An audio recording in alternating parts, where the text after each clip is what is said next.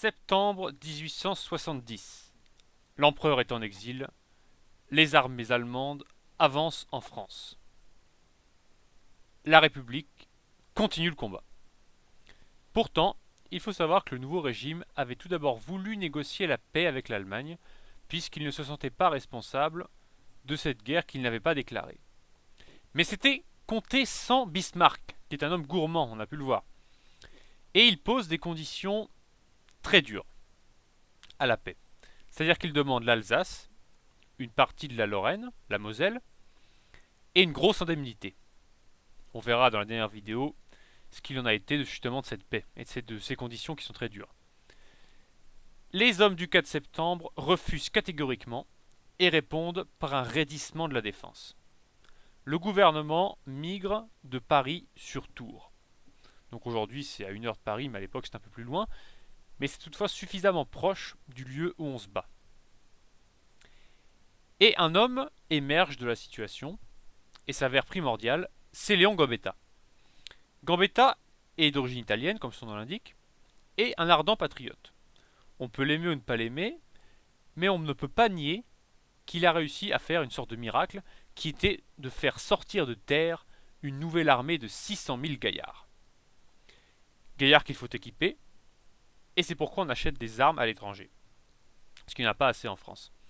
Donc si vous avez été, ou si vous allez au musée de l'armée à Paris, vous pouvez voir quelques vitrines avec des armes étrangères achetées par la France pour la guerre de 1870. Et si mes souvenirs sont bons, vous avez même les fameuses Winchester qui sont bien connues des amateurs de western.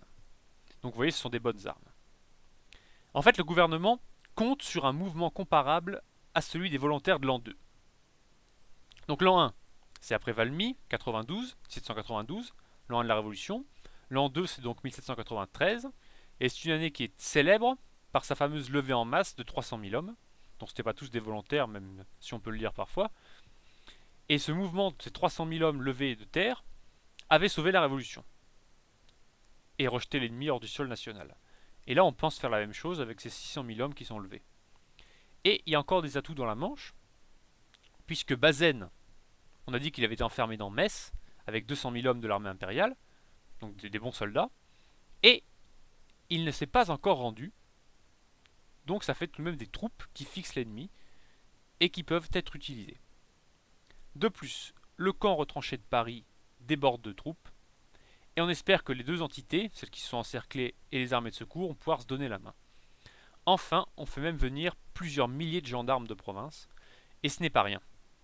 Puisqu'en France, les gendarmes sont des militaires, et jusqu'à une date très récente, il y a quelques années seulement, ils étaient rattachés au ministère de la guerre, puis de la défense.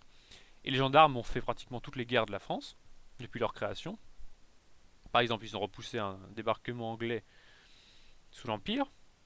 Ils ont ensuite été utilisés jusqu'à la Seconde Guerre mondiale. Par exemple, en 1940, ils étaient toujours des, euh, des officiers qui servaient d'encadrement des troupes de réserve. On a vu des gendarmes en Indochine, des soldats de la guerre républicaine jusque dans les avions de la Première Guerre mondiale, ou les blindés de la Première Guerre mondiale. Vous pouvez aller voir ça à la salle des traditions de la garde républicaine, au quartier des Célestins à Paris. Donc, il y a plusieurs milliers de gendarmes qui montent de province pour se battre. Sur le papier, ça fait une force qui n'est pas négligeable. Toutefois, il ne faut pas non plus négliger, il ne faut pas, oui, belle répétition d'ailleurs, il ne faut pas oublier que ces troupes-là, pour la majorité, ne sont pas équipées de manière satisfaisante et surtout ne sont pas entraînées.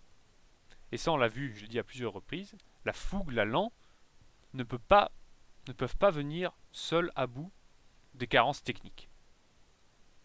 Et là, le 29 octobre, coup très dur au moral, le maréchal Bazaine capitule sans avoir rien tenté. C'est une catastrophe qui lui vaudra, après-guerre, un procès, qui s'est tenu à Versailles, au Trianon, et on peut toujours aller sous les colonnes où ce procès s'est tenu.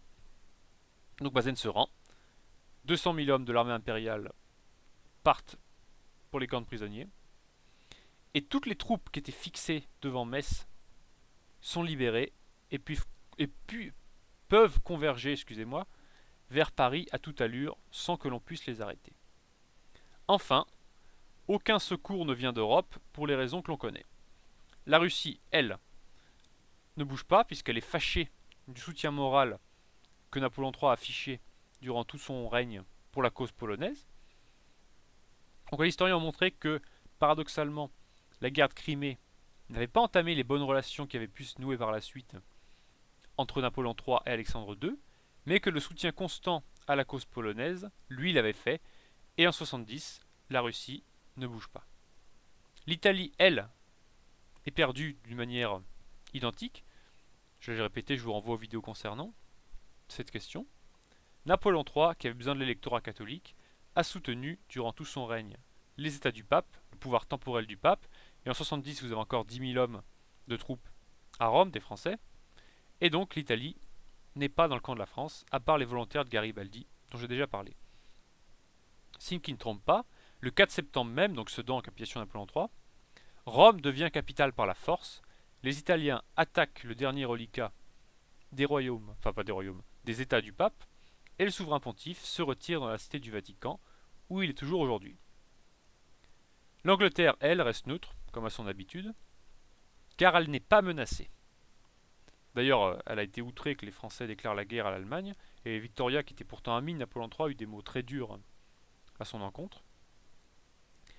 Et les relations s'étaient tendues finalement entre Londres et Paris à la fin du Second Empire, alors qu'elles avaient très bien démarré, et que Napoléon III avait continué cette première entente cordiale qui avait été amenée par Louis-Philippe.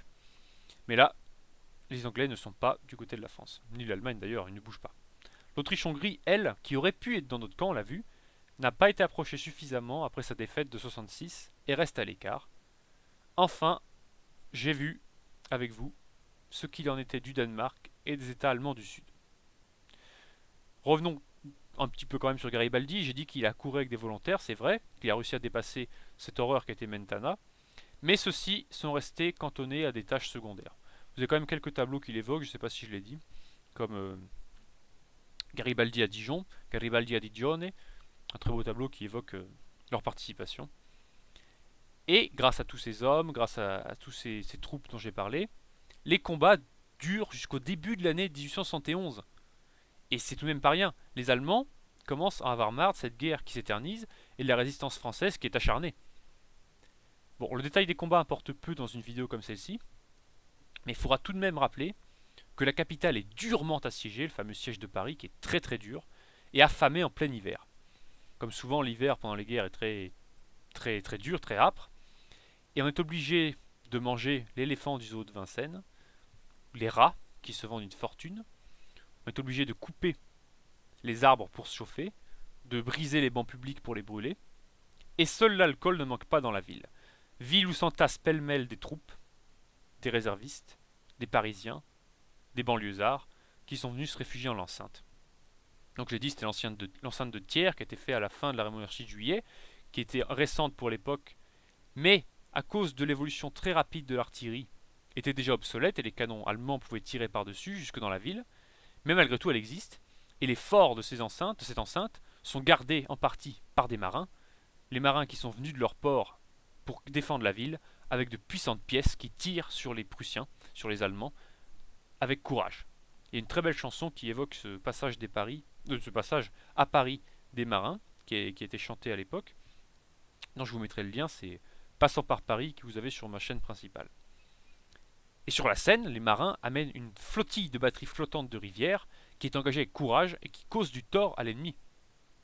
Et c'est une actualité qui est suffisamment importante, la guerre de 70, parce qu'il y a encore quelques mois, on a retrouvé une puissante bombe, un puissant obus allemand dans la Seine, et il était toujours capable d'exploser. Donc vous voyez, on parle de cette guerre, mais elle a encore des répercussions jusqu'à nos jours, et on verra notamment les répercussions politiques et diplomatiques dans la dernière vidéo. Donc on communique avec l'extérieur par pigeons voyageurs, par ballon dirigeable. Vous avez un célèbre tableau où Gambetta prend le ballon dirigeable. Je crois que si mes souvenirs sont bons, qu'il est au musée Carnavalet à Paris, à vérifier.